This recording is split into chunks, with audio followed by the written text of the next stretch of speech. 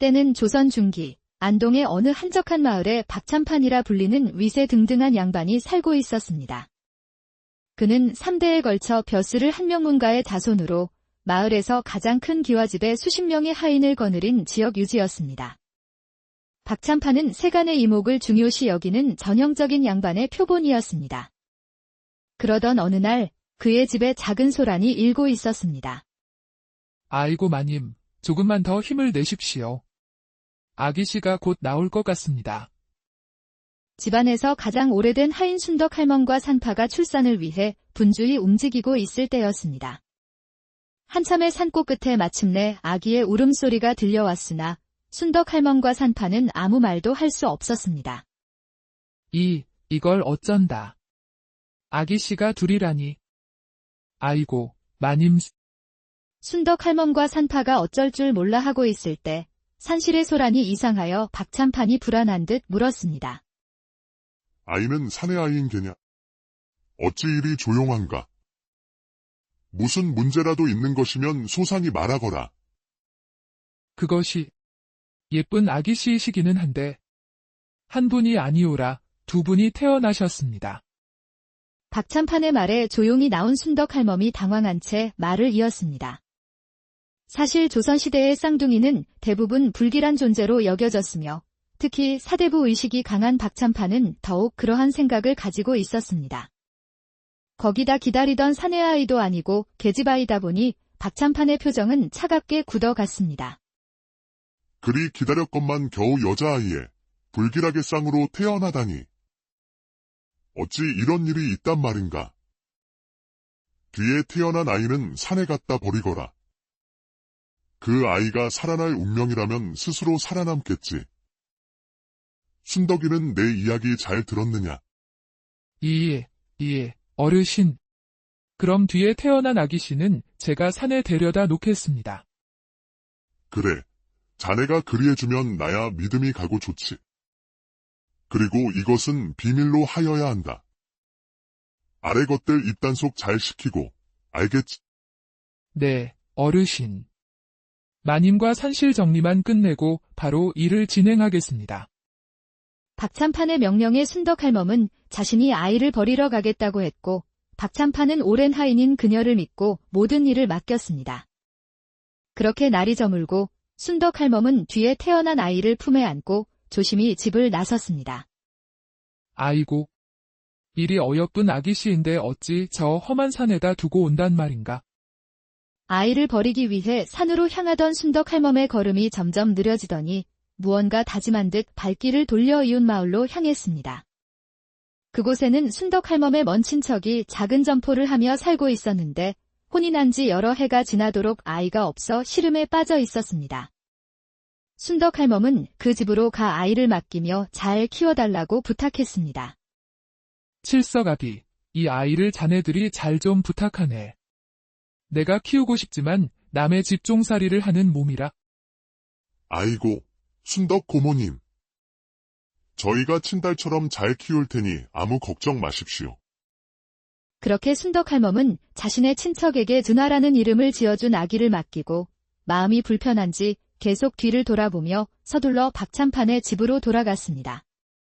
쌍둥이 중 동생, 나는 칠석인의 부부의 다정한 보살핌 속에서 무럭무럭 자라났습니다. 은하야, 이리 와서 이것 좀 보거라. 내가 아무리 맞춰봐도 셈이 맞질 않는구나. 우리 똑똑한 은하가 한번 확인해 주렴. 네, 아버지. 제가 다시 한번 확인할 테니 어서 들어가 쉬세요. 아이고, 어디서 이런 복덩이가 굴러왔을꼬. 누구 딸인지 참으로 기특하구나. 당연히 아버지, 어머니 딸이지요. 칭찬하지 않으셔도 제가 다 정리해 놓을게요. 어머니와 함께 마을이라도 한 바퀴 돌고 오세요. 오냐. 내 덕분에 우리 부부가 다툴 일이 없구나. 그럼 마저 정리 부탁한다.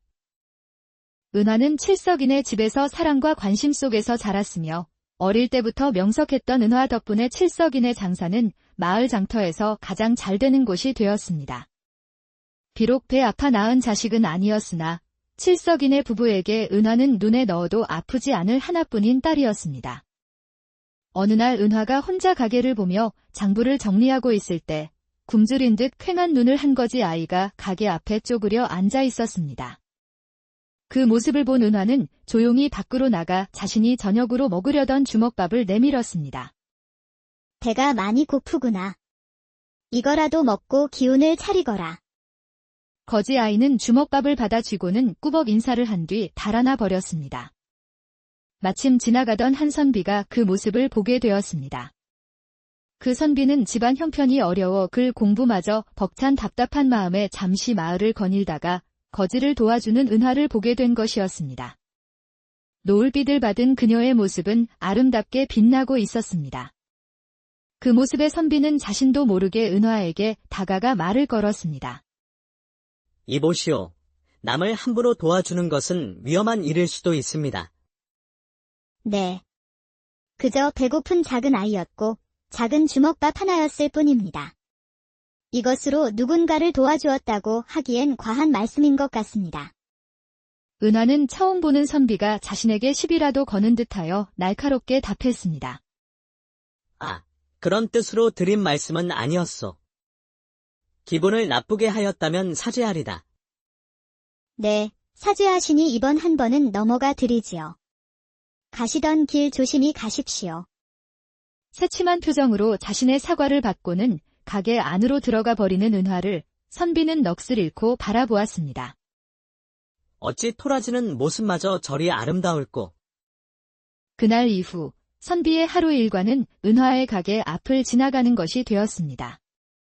어느 날 은화가 가게 앞을 청소하고 있을 때 선비가 조심스럽게 다가가 다시 말을 걸었습니다. 요즘은 거지를 도와주지 않으시나 봅니다.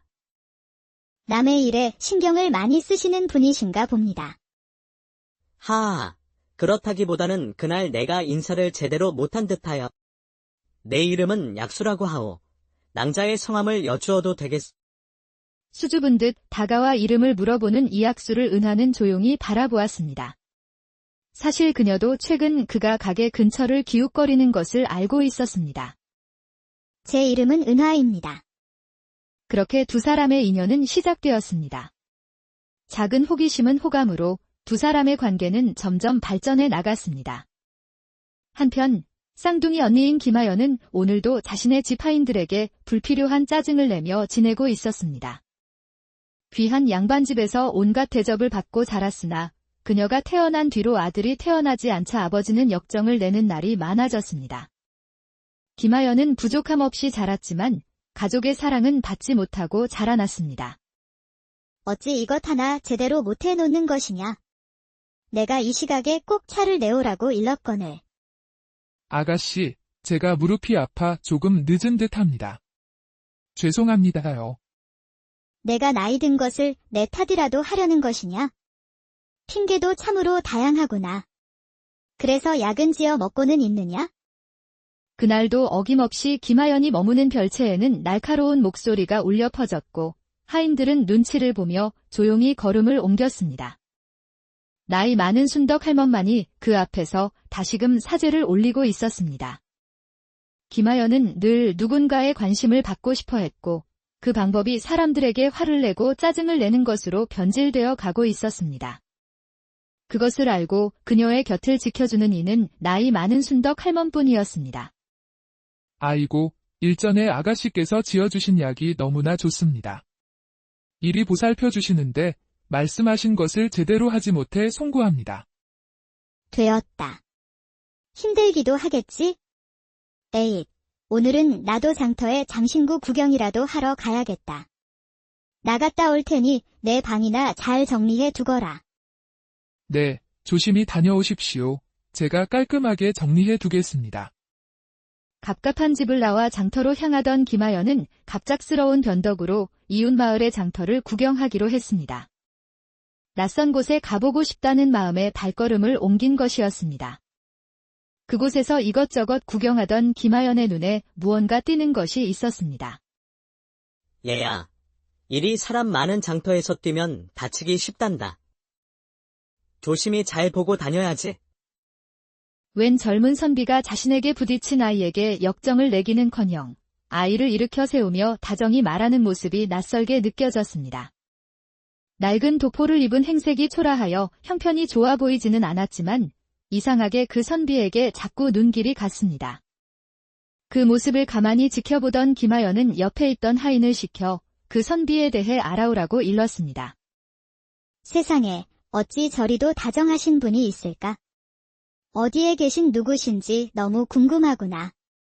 돌쇠야, 저분에 대해 알아오너라. 오늘은 이만 집으로 돌아가야겠다. 장터 구경을 마치고 집으로 돌아간 김하연과 달리 그 젊은 선비는 천천히 은화의 가게로 걸어갔습니다. 그곳에는 화사하게 웃으며 그를 반겨주는 은화가 있었고 두 사람은 말은 안 했지만 이학수가 과거 시험을 치르고 돌아오면 혼이 날 것이라 생각하고 있었습니다. 아니, 왜 나와 있어? 내가 보고 싶어 나온 것이오? 아니, 선비님. 글 공부는 잘 되어 가시지요? 이제 내일이면 한양으로 떠나신다니 제가 걱정이 되어 다른 것들은 눈에도 들어오지 않습니다. 그대 덕분에 나는 아주 열심히 잘하고 있소이다. 내 꼭 급제하여 돌아올 터이니 내 걱정 말고 잘 지내고 있으시오. 네, 무사히 잘 치르고 오세요. 오늘이 지나면 한동안 뵙지 못하기에 마음이 조급했나 봅니다. 그렇소. 나도 한동안 그대를 보지 못한다니 벌써 보고 싶소이다. 내 급제를 하고 돌아오면 우리 혼례를 올리는 것이 좋을 듯하오. 조금만 기다려 주시오. 네, 선비님. 몸 조심히 다녀오세요. 기다리고 있겠습니다. 두 사람은 혼인을 약속하며 이학수가 한양으로 가기 전 평화로운 하루를 보냈습니다. 며칠 후 이학수는 한양으로 과거를 보러 길을 떠났고 은화는 여전히 가게에 남아 하루하루를 보내고 있었습니다. 그리고 심부름을 다녀온 돌쇠가 김하연에게 보고를 하고 있었습니다. 아씨, 그때 장터에서 뵈었던 분은 이학수라고 옆마을 어귀에 사시는 선비님이십니다.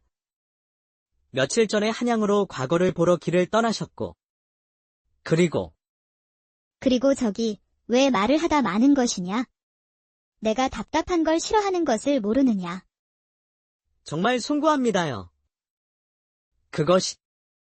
그분이 따로 만나는 여인이 있다고 합니다. 뭐? 참나. 그래서 그 집안은 어느 집안이더냐? 양반가는 아니었고 그 장터에서 장사를 하는 평민 여자였습니다요. 뭐라고? 겨우 장사치의 여식과 따로 만나고 있다고? 보는 눈이 조금 낮으신 것인가? 아니면 욕심이 없으신 것인가? 헌데 그 여인이 아씨와 정말 많이 닮았습니다요. 무언가 뜸을 들이던 돌쇠는 김하연의 눈초리에 조심스럽게 입을 떼었습니다. 자신과 닮았다고 하면 또 얼마나 자신을 나무랄지 눈앞이 캄캄했지만 나중에 알게 되면 더 큰일이기에 망설이다 조심히 말을 한 것이었습니다. 하지만 김하연은 역정을 내기는커녕 오히려 놀란 눈으로 가만히 생각에 잠겨 있었습니다. 나와 닮았다고? 얼마나? 내가 실없는 소리를 할 아이는 아니지. 얼마나 닮았는지 내가 직접 보아야겠다. 앞장서거라. 예, 알겠습니다. 제가 앞장서겠습니다요. 김하연은 호기심을 이기지 못하고 돌쇠를 앞세워 자신과 그리 닮았다는 여인이 있는 곳으로 서둘러 발걸음을 옮겼습니다. 그들이 도착한 곳은 장터의 은환의 점포 앞이었습니다. 마침 청소를 하기 위해 밖으로 나서는 은화를 본 김하연은 화들짝 놀라고 말았습니다. 그녀의 모습은 닮았다고 하기엔 너무도 똑같은 얼굴을 하고 있었습니다. 김하연은 한참을 은화가 생활하는 모습을 지켜보더니 무언가 결심한 듯 집으로 돌아왔습니다. 집으로 돌아온 그녀는 조용히 생각에 잠겼다가 이 집안에서 가장 오랫동안 일한 순덕 할멈을 불렀습니다. 아씨, 부르셨습니까? 무슨 시키실 일이라도 있으신지요? 김하연은 자신의 앞에 앉아있는 순덕이를 가만히 바라보다가 천천히 입을 열었습니다. 순덕아, 내가 우리 집에서 일한 지가 오래되었지. 내가 태어날 때도 내가 있었다고 알고 있는데, 맞느냐? 그러면요. 아씨께서 태어나시던 날은 제가 잊을 수가 없는 날이지요. 어찌나 곱고 이쁘시던지. 그리고 제가 그런 일은 처음이라. 자신이 태어난 것이 궁금하여 묻는다고 생각한 순덕이는 주절주절 이야기를 하며 그날을 떠올렸습니다. 그래. 아이가 태어나는 일이 처음이 아니었을 텐데, 무엇을 처음 겪었다는 것이냐? 예. 아니, 그것이 너무 이쁘시고 또 김하연의 물음에 자신이 실수를 했다는 것을 깨닫고 당황하기 시작하는 순덕이를 김하연은 빤히 바라보다 다그치듯 다시 물었습니다. 내가 아무것도 모르고 너를 불렀겠느냐? 화를 돋우지 말고 그냥 말하거라. 확인을 하려는 것뿐이니? 넌지시 물어보는 김하연의 말에 순덕이는 그녀가 모든 것을 알고 묻는 것이라 생각하고는 그날 있었던 일을 전부 말하기 시작했습니다. 김하연은 자신이 생각지도 못했던 엄청난 일에 그만 말을 잃고 멍하니 순덕이를 바라보기만 했습니다. 아씨. 괜찮으신지요? 다 아신다기에? 그래, 대충 짐작은 하였지만 쌍둥이일 줄이야. 그리고 아버지께서 한 명을 그리 버리실 줄이야. 어쩌면 그 아이의 삶이 내 것이었을 수도 있겠구나. 예. 그것이 무슨 말씀이신지. 은화 아씨를 불쌍히 여겨주십시오. 양반 신부님에도 허드레시를 하며 지내는 것이 소이는 안타깝기 그지없습니다. 순덕이가 은화라는 자신의 동생을 감싸고 돌자 김하연은 짜증이 나기 시작했습니다. 자신에게 한없이 다정하다고 믿었던 순덕이마저도 자신보다는 버려진 아이를 더 챙기는 것이 화가 났습니다. 버려진 주제에 가짜 부모에게 온갖 사랑을 받고 이학수라는 선비와도 다정히 지내는 것이 꼭 자신의 것을 가로채인 듯한 느낌이 들었습니다. 김하연은 순덕이를 잠시 노려보다 조용히 물리고는 생각에 잠겼습니다. 그래, 그 아이는 원래 버려진 아이야. 내가 가져야 할 것을 그 아이가 모두 빼앗아 간 것이지. 그러면 내가 다시 가져오면 되는 것이야. 그래, 그러면 되겠구나. 무슨 생각을 하는 것인지 그녀의 눈빛은 날카롭게 빛나기 시작했고 그날부터 김하연은 무언가를 계획하며 분주하게 지냈습니다. 며칠이 지나고 김하연이 다시 순덕이를 불러들였습니다. 아씨, 무슨 일이 있으신지요? 그래, 순덕이 왔느냐. 내가 해야 할 일이 있다. 그 은하라는 아이와 만나야 할 것 같구나. 네. 어찌, 무슨 연유인지 여쭈어도 되겠습니까? 내가 알려주면 내가 아느냐? 너는 그냥 내가 시키는 일만 하면 된다. 이틀 뒤에 마을 어귀에서 잠시 보자고 일러라. 네, 아씨. 알겠습니다. 김하연의 말에 순덕이는 불안함이 스쳤으나 따를 수밖에 없었습니다. 이틀 뒤 마을 어귀에서 두 사람이 만나게 되었습니다. 먼저 약속 장소에 도착한 은화는 순덕 할멈을 보고 반가워하다가 그 뒤에 있는 자신과 똑같이 생긴 양반 아가씨를 보고 놀라 멈춰 섰습니다. 아니, 할머니. 이게 무슨 일인가요? 저랑 너무 똑같이 생겼어요. 그것이, 그렇지요. 이분은 김하연 아씨라고 박찬판댁 아씨입니다. 아, 안녕하십니까? 헌데 저를 왜 보자고 하셨는지 알 것도 같네요. 정말 닮았습니다. 너는 그리 살아서 멍청한 것이냐? 이것이 너는 닮은 것으로 보이는 것이냐? 이래서 사람은 사는 환경이 중요하다고 하는 것이지. 아니, 말씀이 어찌 그러십니까? 보면 모르는 것이냐? 너와 나는 한나란 시에 태어난 쌍둥이다. 아, 정말 입 아프게 만드네. 네. 그것이 어찌? 할머니, 이게 무슨 말인가요? 두 사람 사이에서 안절부절 못하던 순덕이는 조용히 그날 있었던 일과 은화를 칠석이내 집에서 키우게 된 일까지 자세히 말해주었습니다. 은화는 자신이 버려졌다는 것과 그런 자신을 위험을 무릅쓰고 구해준 순덕 할머니의 이야기에 놀랄 수밖에 없었습니다. 할머니, 감사해요. 할머니 덕분에 제가 이리 행복하게 지낼 수 있게 되었네요. 그리고 저에게는 언니가 되시는 화연 아가씨도 이리 만나게 되어 반갑습니다. 은화의 착하기만 한 말들이 귀에 거슬리는 듯 김하연은 자신에게 반갑다고 인사하는 그녀를 한심하게 바라보며 말을 이었습니다. 그래, 반갑다니 되었다. 내가 너를 만나자고 한 것은 내가 누리는 모든 것은 원래 나의 것이기도 하기 때문에 부른 것이다. 뭐라고요? 그게 무슨 뜻인지 전혀 모르겠습니다. 왜 그런 말을 하시는지요? 화연 아씨는 화연 아씨의 삶을 살아가면 되는 것이고 저는 이제껏 살아온 제 인생을 살아가면 되는 것이라 생각합니다. 그리고 저를 버린 그 집안에는 아무런 미련이 없습니다. 김하연은 자신이 가진 모든 것에 미련이 없는 은화가 우습기도 하고 그녀의 삶이 더욱 궁금해졌습니다. 그래, 그렇다는 말이지. 내가 아무런 미련이 없다고 하여도 내 뜻대로 할 수는 없을 것 같구나. 그것이 무슨 말씀? 너도 참 한결같이 멍청하구나. 만약 내가 내 말을 듣지 않는다면 너를 구해준 순덕이도 그리고 너를 몰래 키운 칠석이네도 무사하지는 못할 것이야. 은하는 김하연의 협박에 충격을 받았습니다. 자신을 사랑해주는 이들이 위험에 빠지는 것을 두고 볼 수는 없었기 때문입니다. 한편 한양으로 과거를 보러 갔던 이학수가 급제하여 돌아왔습니다. 그는 몹시 기쁜 마음에 도착하자마자 은하를 찾으러 갔습니다. 낭자, 오래 기다렸어. 안색이 좋지 않은데 어디 아픈 것은 아니지요? 뭔가 달라진 듯한데. 기분 탓이겠지요.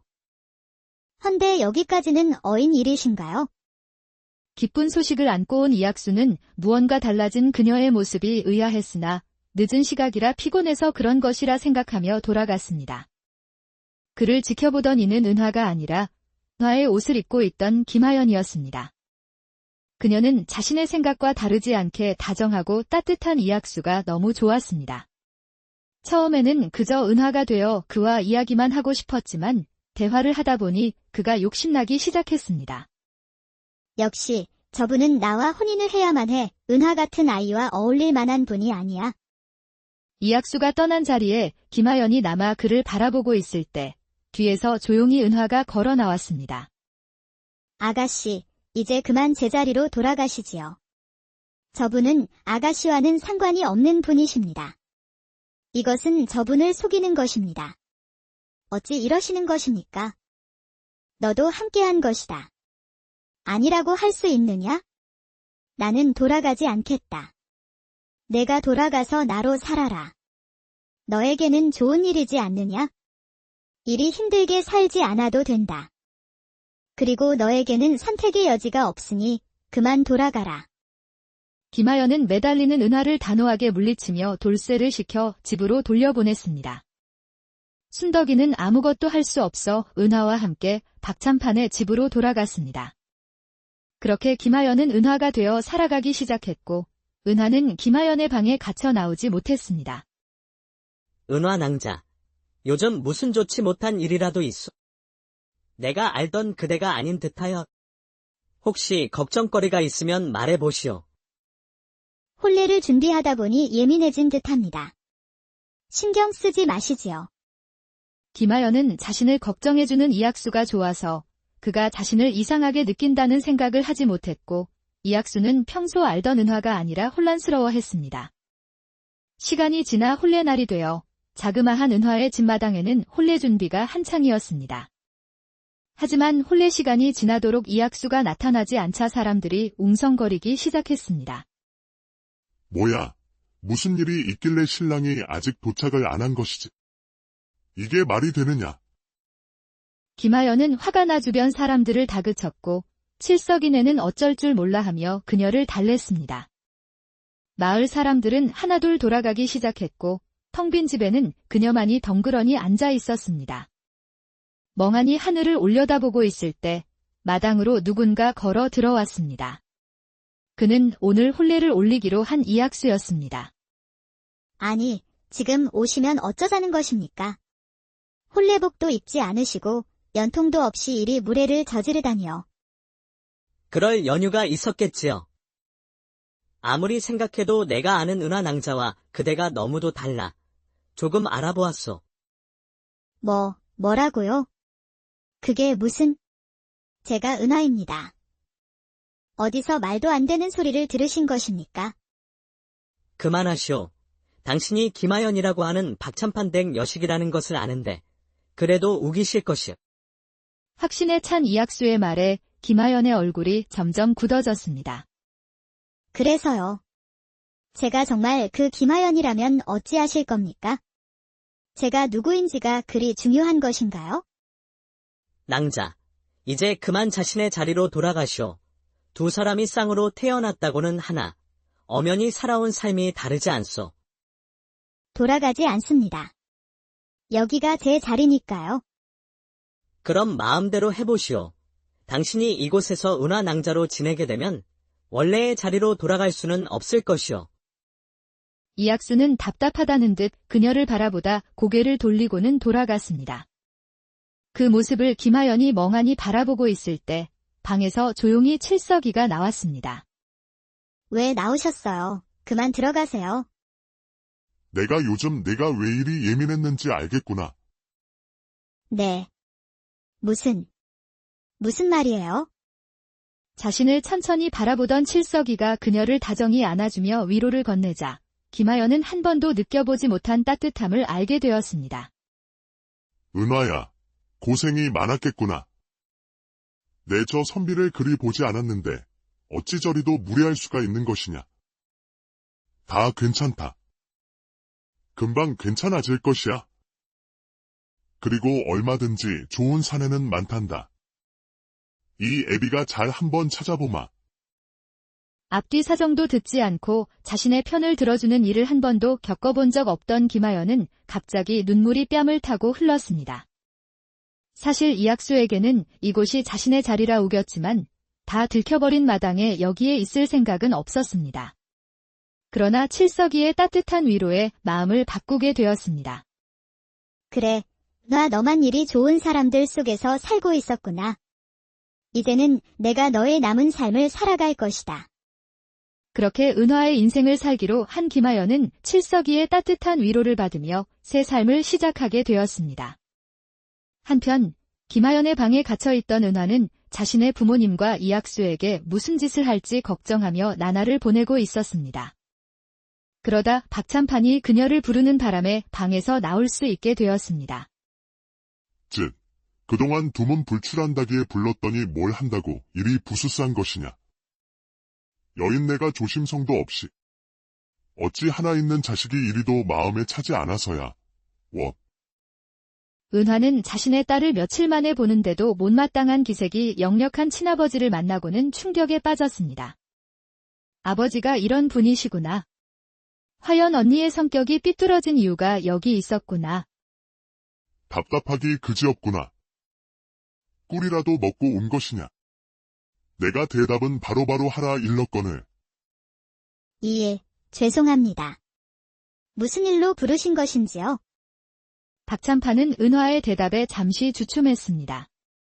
자신의 딸은 늘 위축된 채 얼버무리곤 했는데 지금 앞에 있는 딸은 항상 자신이 바라던 당당한 모습을 하고 있었던 것입니다. 조금 전까지만 해도 나던 화가 조금씩 가라앉기 시작했습니다. 웬일이냐. 아래 것들에게는 매번 까탈스럽게 굴다가 내 앞에서는 말 한마디 제대로 못하더니 방 안에 틀어박혀 허투루 시간을 보낸 것은 아닌가 보구나. 박찬판의 말에 은화는 당황했습니다. 자신이 아는 김하연은 늘 당당하고 이기적인 사람이었는데 아버지 앞에서는 달랐던 것입니다. 은화는 김하연의 삶이 조금은 이해가 되기 시작했습니다. 그리고 자신을 버렸을 때에는 화가 나지 않던 것이 김하연을 그렇게 살 수밖에 없게 만든 아버지가 원망스러워졌습니다. 아버지, 저는 원래 이런 사람이었습니다. 아버지께서 저를 제대로 보지 못하신 것이지요. 뭐라고? 이것이 당당히 말하는 것이 보기 좋다 하였더니 감히 아비에게 말대답을 하는 것이냐. 말대답이 아니라 아버지께서 오해하시는 듯하여 말씀 올린 것입니다. 헌데 무슨 연유로 저를 찾으신 것인지요? 박찬파는 자신을 무서워하지 않고 할 말을 또박또박하는 딸의 모습이 나쁘지는 않았습니다. 너에게 혼담이 들어왔다. 우리 집안과는 영 어울리지 않지만 이번 과거에 급제를 하였다 하여 내 허락하였느니라. 혼인이라니요. 제 생각은 물어보지도 않으시는 것입니까? 보아라.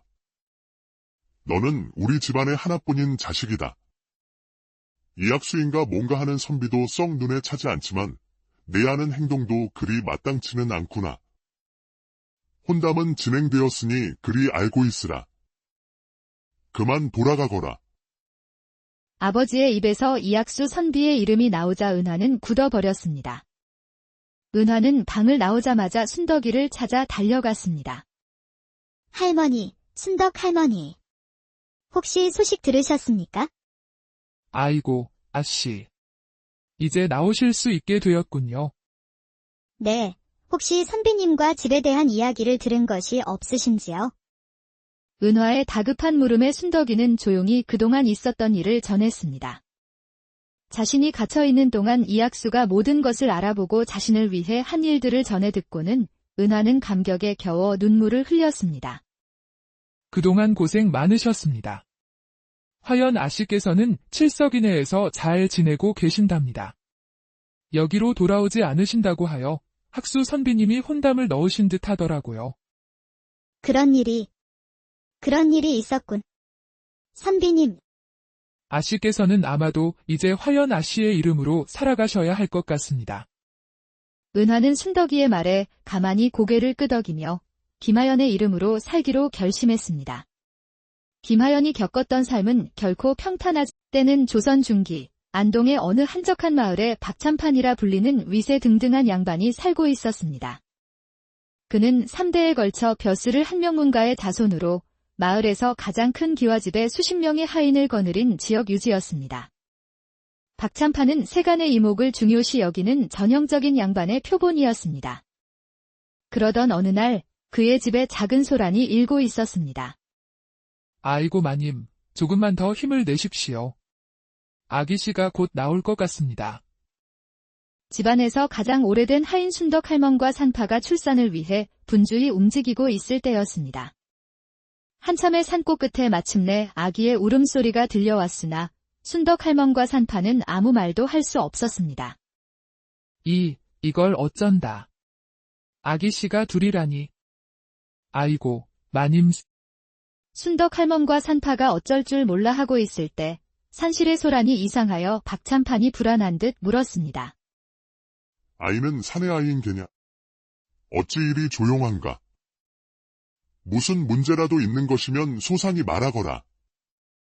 그것이 예쁜 아기씨이시기는 한데 한 분이 아니오라 두 분이 태어나셨습니다. 박찬판의 말에 조용히 나온 순덕 할멈이 당황한 채 말을 이었습니다. 사실 조선시대의 쌍둥이는 대부분 불길한 존재로 여겨졌으며 특히 사대부 의식이 강한 박찬판은 더욱 그러한 생각을 가지고 있었습니다. 거기다 기다리던 사내 아이도 아니고 계집아이다 보니 박찬판의 표정은 차갑게 굳어갔습니다. 그리 기다렸건만 겨우 여자아이에 불길하게 쌍으로 태어나다니. 어찌 이런 일이 있단 말인가. 뒤에 태어난 아이는 산에 갖다 버리거라. 그 아이가 살아날 운명이라면 스스로 살아남겠지. 순덕이는 내 이야기 잘 들었느냐? 어르신. 그럼 뒤에 태어난 아기씨는 제가 산에 데려다 놓겠습니다. 그래. 자네가 그리해주면 나야 믿음이 가고 좋지. 그리고 이것은 비밀로 하여야 한다. 아래 것들 입단속 잘 시키고, 알겠지? 네, 어르신. 마님과 산실 정리만 끝내고 바로 일을 진행하겠습니다. 박찬판의 명령에 순덕 할멈은 자신이 아이를 버리러 가겠다고 했고 박찬판은 오랜 하인인 그녀를 믿고 모든 일을 맡겼습니다. 그렇게 날이 저물고 순덕 할멈은 뒤에 태어난 아이를 품에 안고 조심히 집을 나섰습니다. 아이고, 이리 어여쁜 아기씨인데 어찌 저 험한 산에다 두고 온단 말인가. 아이를 버리기 위해 산으로 향하던 순덕 할멈의 걸음이 점점 느려지더니 무언가 다짐한 듯 발길을 돌려 이웃 마을로 향했습니다. 그곳에는 순덕 할멈의 먼 친척이 작은 점포를 하며 살고 있었는데 혼이 난 지 여러 해가 지나도록 아이가 없어 시름에 빠져 있었습니다. 순덕 할멈은 그 집으로 가 아이를 맡기며 잘 키워달라고 부탁했습니다. 칠석아비, 이 아이를 자네들이 잘 좀 부탁하네. 내가 키우고 싶지만 남의 집종살이를 하는 몸이라. 아이고, 순덕 고모님. 저희가 친딸처럼 잘 키울 테니 아무 걱정 마십시오. 그렇게 순덕 할멈은 자신의 친척에게 은하라는 이름을 지어준 아기를 맡기고 마음이 불편한지 계속 뒤를 돌아보며 서둘러 박찬판의 집으로 돌아갔습니다. 쌍둥이 중 동생, 나는 칠석이네 부부의 다정한 보살핌 속에서 무럭무럭 자라났습니다. 은하야, 이리 와서 이것 좀 보거라. 내가 아무리 맞춰봐도 셈이 맞질 않는구나.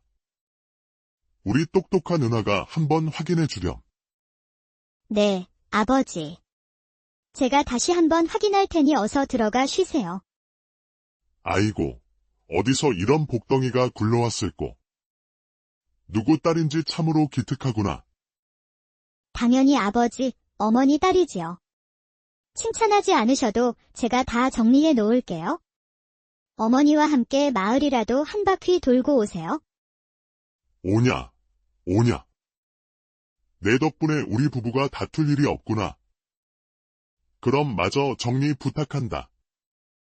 은하는 칠석이네 집에서 사랑과 관심 속에서 자랐으며 어릴 때부터 명석했던 은하 덕분에 칠석이네 장사는 마을 장터에서 가장 잘 되는 곳이 되었습니다. 비록 배 아파 낳은 자식은 아니었으나 칠석이네 부부에게 은하는 눈에 넣어도 아프지 않을 하나뿐인 딸이었습니다. 어느 날 은하가 혼자 가게를 보며 장부를 정리하고 있을 때 굶주린 듯 퀭한 눈을 한 거지 아이가 가게 앞에 쪼그려 앉아 있었습니다.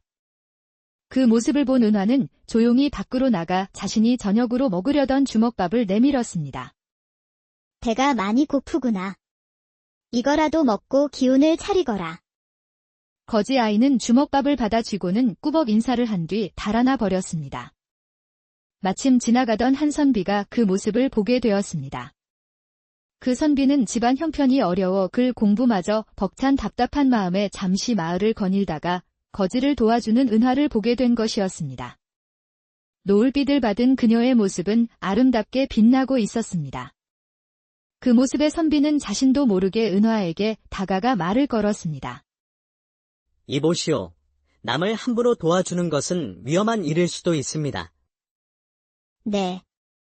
그저 배고픈 작은 아이였고 작은 주먹밥 하나였을 뿐입니다. 이것으로 누군가를 도와주었다고 하기엔 과한 말씀인 것 같습니다. 은하는 처음 보는 선비가 자신에게 시비라도 거는 듯하여 날카롭게 답했습니다. 아, 그런 뜻으로 드린 말씀은 아니었소. 기분을 나쁘게 하였다면 사죄하리다. 네, 사죄하시니 이번 한 번은 넘어가 드리지요. 가시던 길 조심히 가십시오. 새침한 표정으로 자신의 사과를 받고는 가게 안으로 들어가 버리는 은하를 선비는 넋을 잃고 바라보았습니다. 어찌 토라지는 모습마저 저리 아름다울꼬. 그날 이후 선비의 하루 일과는 은하의 가게 앞을 지나가는 것이 되었습니다. 어느 날 은하가 가게 앞을 청소하고 있을 때 선비가 조심스럽게 다가가 다시 말을 걸었습니다. 요즘은 거지를 도와주지 않으시나 봅니다. 남의 일에 신경을 많이 쓰시는 분이신가 봅니다. 하하, 그렇다기보다는 그날 내가 인사를 제대로 못한 듯하여. 내 이름은 약수라고 하오.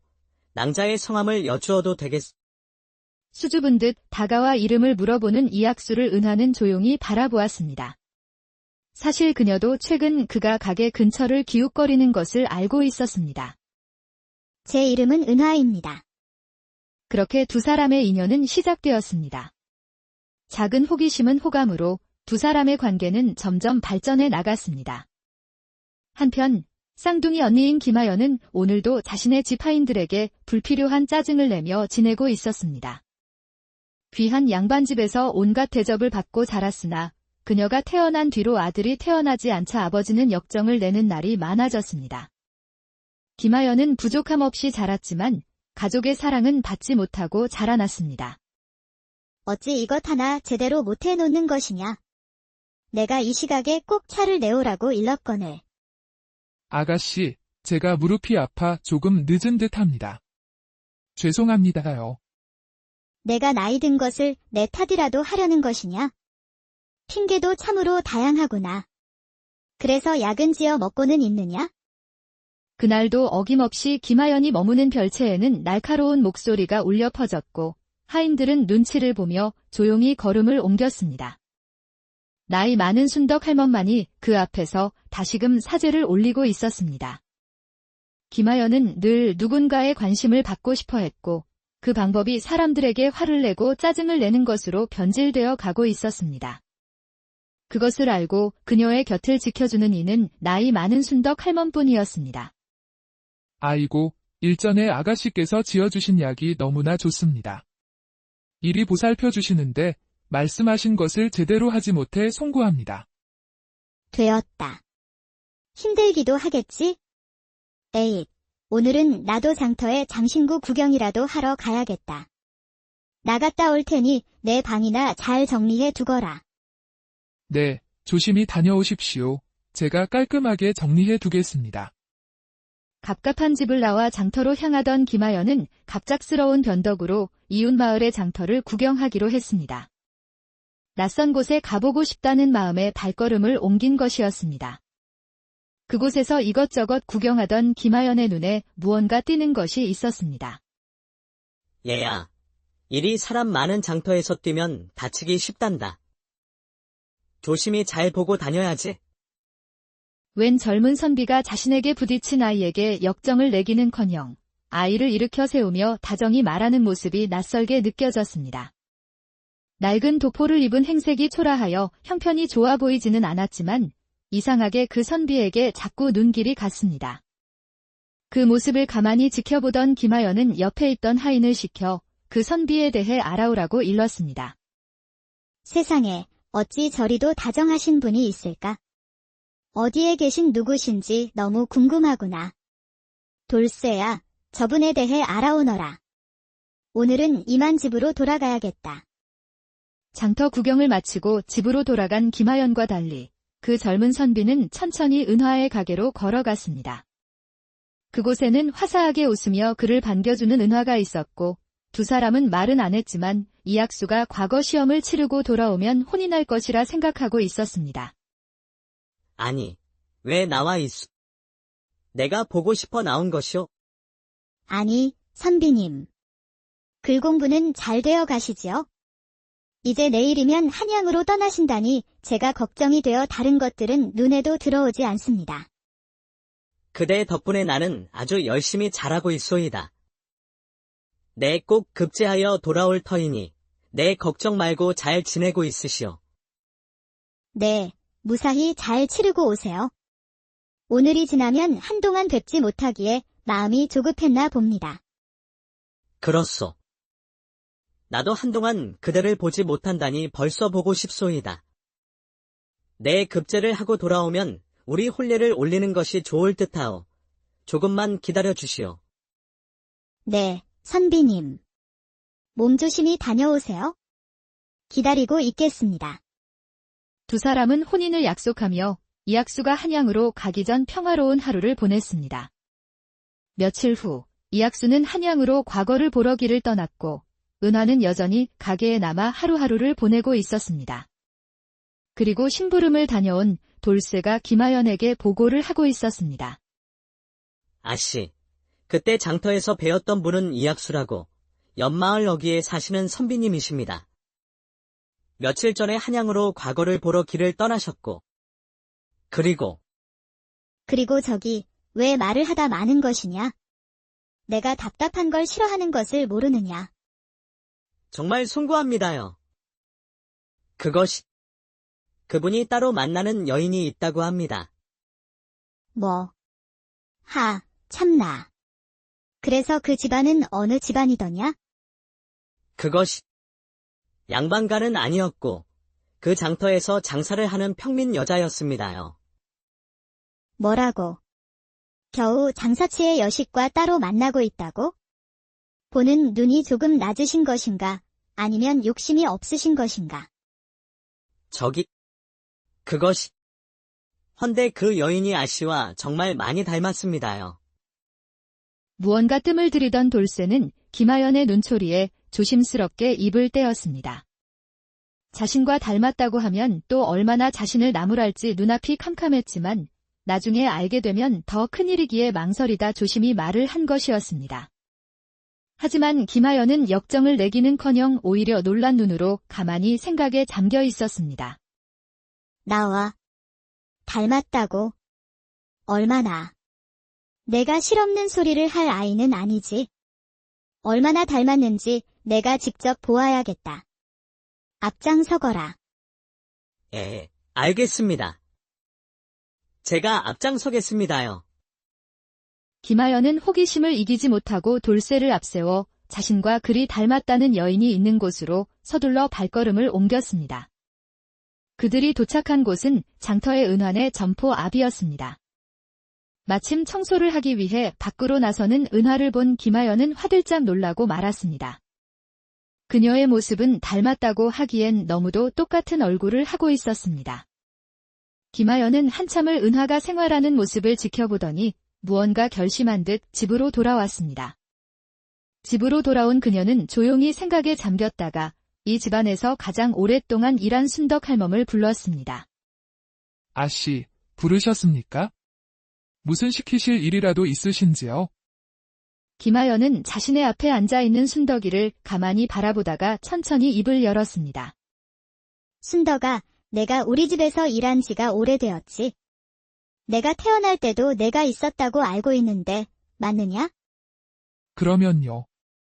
아씨께서 태어나시던 날은 제가 잊을 수가 없는 날이지요. 어찌나 곱고 이쁘시던지. 그리고 제가 그런 일은 처음이라. 자신이 태어난 것이 궁금하여 묻는다고 생각한 순덕이는 주절주절 이야기를 하며 그날을 떠올렸습니다. 그래. 아이가 태어나는 일이 처음이 아니었을 텐데 무엇을 처음 겪었다는 것이냐? 예. 아니, 그것이 너무 이쁘시고 또 김하연의 물음에 자신이 실수를 했다는 것을 깨닫고 당황하기 시작하는 순덕이를 김하연은 빤히 바라보다 다그치듯 다시 물었습니다. 내가 아무것도 모르고 너를 불렀겠느냐? 화를 돋우지 말고 그냥 말하거라. 확인을 하려는 것뿐이니? 넌지시 물어보는 김하연의 말에 순덕이는 그녀가 모든 것을 알고 묻는 것이라 생각하고는 그날 있었던 일을 전부 말하기 시작했습니다. 김하연은 자신이 생각지도 못했던 엄청난 일에 그만 말을 잃고 멍하니 순덕이를 바라보기만 했습니다. 아씨, 괜찮으신지요? 다 아신다기에? 그래, 대충 짐작은 하였지만 쌍둥이일 줄이야. 그리고 아버지께서 한 명을 그리 버리실 줄이야. 어쩌면 그 아이의 삶이 내 것이었을 수도 있겠구나. 예. 그것이 무슨 말씀이신지. 은화 아씨를 불쌍히 여겨주십시오. 양반 신부님에도 허드레시를 하며 지내는 것이 소이는 안타깝기 그지없습니다. 순덕이가 은화라는 자신의 동생을 감싸고 돌자 김하연은 짜증이 나기 시작했습니다. 자신에게 한없이 다정하다고 믿었던 순덕이마저도 자신보다는 버려진 아이를 더 챙기는 것이 화가 났습니다. 버려진 주제에 가짜 부모에게 온갖 사랑을 받고 이학수라는 선비와도 다정히 지내는 것이 꼭 자신의 것을 가로채인 듯한 느낌이 들었습니다. 김하연은 순덕이를 잠시 노려보다 조용히 물리고는 생각에 잠겼습니다. 그래, 그 아이는 원래 버려진 아이야. 내가 가져야 할 것을 그 아이가 모두 빼앗아 간 것이지. 그러면 내가 다시 가져오면 되는 것이야.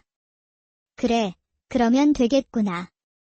무슨 생각을 하는 것인지 그녀의 눈빛은 날카롭게 빛나기 시작했고 그날부터 김하연은 무언가를 계획하며 분주하게 지냈습니다. 며칠이 지나고 김하연이 다시 순덕이를 불러들였습니다. 아씨, 무슨 일이 있으신지요? 그래, 순덕이 왔느냐. 내가 해야 할 일이 있다. 그 은하라는 아이와 만나야 할 것 같구나. 네. 어찌, 무슨 연유인지 여쭈어도 되겠습니까? 내가 알려주면 내가 아느냐? 너는 그냥 내가 시키는 일만 하면 된다. 이틀 뒤에 마을 어귀에서 잠시 보자고 일러라. 네, 아씨. 알겠습니다. 김하연의 말에 순덕이는 불안함이 스쳤으나 따를 수밖에 없었습니다. 이틀 뒤, 마을 어귀에서 두 사람이 만나게 되었습니다. 먼저 약속 장소에 도착한 은화는 순덕 할멈을 보고 반가워하다가 그 뒤에 있는 자신과 똑같이 생긴 양반 아가씨를 보고 놀라 멈춰 섰습니다. 아니, 할머니. 이게 무슨 일인가요? 저랑 너무 똑같이 생겼어요. 그렇지요. 이분은 김하연 아씨라고 박찬판댁 아씨입니다. 아, 안녕하십니까? 헌데 저를 왜 보자고 하셨는지 알 것도 같네요. 정말 닮았습니다. 너는 그리 살아서 멍청한 것이냐? 이것이 너는 닮은 것으로 보이는 것이냐? 이래서 사람은 사는 환경이 중요하다고 하는 것이지. 아니, 말씀이 어찌 그러십니까? 보면 모르는 것이냐? 너와 나는 한나란 시에 태어난 쌍둥이다. 아, 정말 입 아프게 만드네. 네. 그것이 어찌? 할머니, 이게 무슨 말인가요? 두 사람 사이에서 안절부절 못하던 순덕이는 조용히 그날 있었던 일과 은화를 칠석이내 집에서 키우게 된 일까지 자세히 말해주었습니다. 은화는 자신이 버려졌다는 것과 그런 자신을 위험을 무릅쓰고 구해준 순덕 할머니의 이야기에 놀랄 수밖에 없었습니다. 할머니, 감사해요.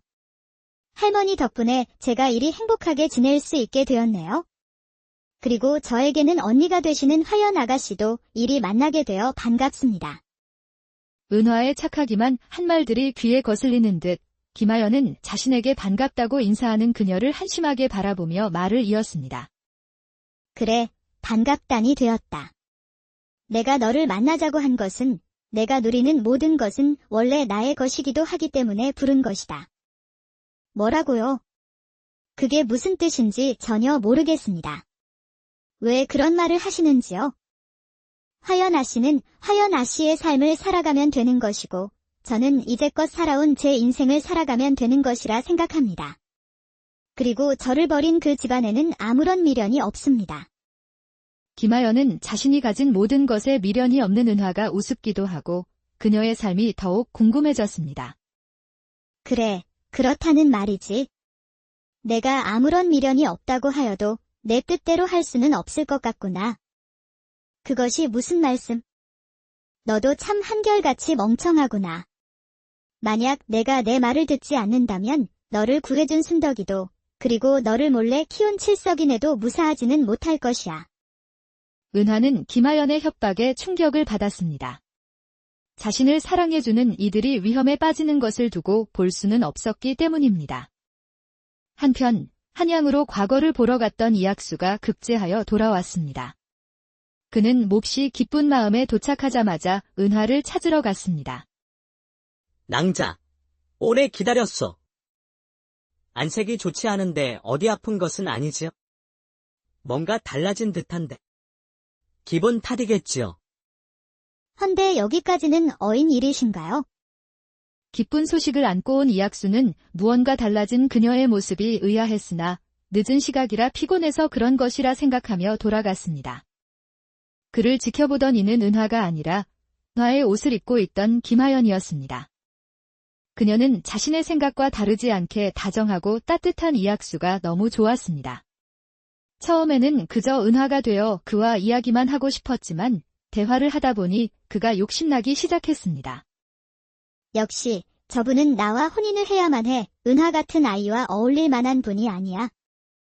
이학수가 떠난 자리에 김하연이 남아 그를 바라보고 있을 때 뒤에서 조용히 은화가 걸어 나왔습니다. 아가씨, 이제 그만 제자리로 돌아가시지요. 저분은 아가씨와는 상관이 없는 분이십니다. 이것은 저분을 속이는 것입니다. 어찌 이러시는 것입니까? 너도 함께한 것이다. 아니라고 할 수 있느냐? 나는 돌아가지 않겠다. 내가 돌아가서 나로 살아라. 너에게는 좋은 일이지 않느냐? 이리 힘들게 살지 않아도 된다. 그리고 너에게는 선택의 여지가 없으니 그만 돌아가라. 김하연은 매달리는 은하를 단호하게 물리치며 돌쇠를 시켜 집으로 돌려보냈습니다. 순덕이는 아무것도 할 수 없어 은하와 함께 박찬판의 집으로 돌아갔습니다. 그렇게 김하연은 은하가 되어 살아가기 시작했고 은하는 김하연의 방에 갇혀 나오지 못했습니다. 은화 낭자, 요즘 무슨 좋지 못한 일이라도 있어? 내가 알던 그대가 아닌 듯하여. 혹시 걱정거리가 있으면 말해보시오. 혼례를 준비하다 보니 예민해진 듯합니다.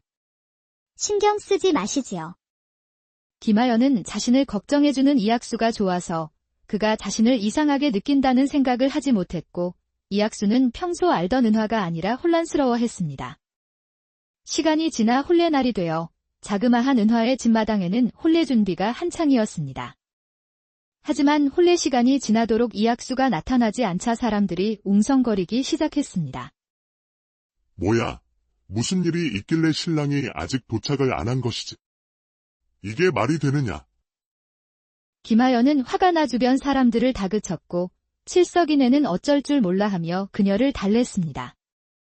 마을 사람들은 하나둘 돌아가기 시작했고 텅 빈 집에는 그녀만이 덩그러니 앉아 있었습니다. 멍하니 하늘을 올려다보고 있을 때 마당으로 누군가 걸어 들어왔습니다. 그는 오늘 혼례를 올리기로 한 이학수였습니다. 아니, 지금 오시면 어쩌자는 것입니까? 혼례복도 입지 않으시고 연통도 없이 이리 무례를 저지르다니요. 그럴 연유가 있었겠지요. 아무리 생각해도 내가 아는 은화 낭자와 그대가 너무도 달라. 조금 알아보았소. 뭐라고요? 그게 무슨... 제가 은하입니다. 어디서 말도 안 되는 소리를 들으신 것입니까? 그만하시오. 당신이 김하연이라고 하는 박찬판 댁 여식이라는 것을 아는데 그래도 우기실 것이오. 확신에 찬 이학수의 말에 김하연의 얼굴이 점점 굳어졌습니다. 그래서요. 제가 정말 그 김하연이라면 어찌하실 겁니까? 제가 누구인지가 그리 중요한 것인가요? 낭자, 이제 그만 자신의 자리로 돌아가시오. 두 사람이 쌍으로 태어났다고는 하나 엄연히 살아온 삶이 다르지 않소. 돌아가지 않습니다. 여기가 제 자리니까요. 그럼 마음대로 해보시오. 당신이 이곳에서 은화 낭자로 지내게 되면 원래의 자리로 돌아갈 수는 없을 것이오. 이학수는 답답하다는 듯 그녀를 바라보다 고개를 돌리고는 돌아갔습니다. 그 모습을 김하연이 멍하니 바라보고 있을 때 방에서 조용히 칠석이가 나왔습니다. 왜 나오셨어요? 그만 들어가세요. 내가 요즘 내가 왜 이리 예민했는지 알겠구나. 네. 무슨 말이에요? 자신을 천천히 바라보던 칠석이가 그녀를 다정히 안아주며 위로를 건네자 김하연은 한 번도 느껴보지 못한 따뜻함을 알게 되었습니다. 은화야, 고생이 많았겠구나. 내 저 선비를 그리 보지 않았는데 어찌 저리도 무례할 수가 있는 것이냐. 다 괜찮다. 금방 괜찮아질 것이야. 그리고 얼마든지 좋은 사내는 많단다. 이 애비가 잘 한번 찾아보마.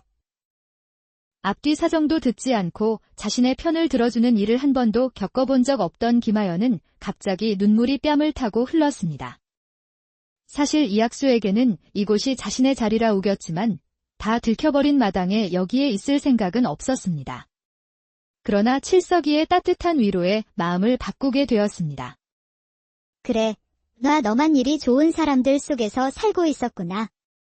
이제는 내가 너의 남은 삶을 살아갈 것이다. 그렇게 은화의 인생을 살기로 한 김하연은 칠석이의 따뜻한 위로를 받으며 새 삶을 시작하게 되었습니다. 한편 김하연의 방에 갇혀있던 은화는 자신의 부모님과 이학수에게 무슨 짓을 할지 걱정하며 나날을 보내고 있었습니다. 그러다 박찬판이 그녀를 부르는 바람에 방에서 나올 수 있게 되었습니다. 즉, 그동안 두문 불출한다기에 불렀더니 뭘 한다고 이리 부수싼 것이냐. 여인네가 조심성도 없이 어찌 하나 있는 자식이 이리도 마음에 차지 않아서야.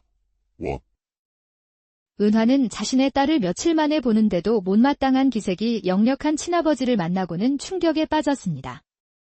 아버지가 이런 분이시구나. 화연 언니의 성격이 삐뚤어진 이유가 여기 있었구나. 답답하기 그지없구나. 꿀이라도 먹고 온 것이냐. 내가 대답은 바로바로 하라 일렀거든.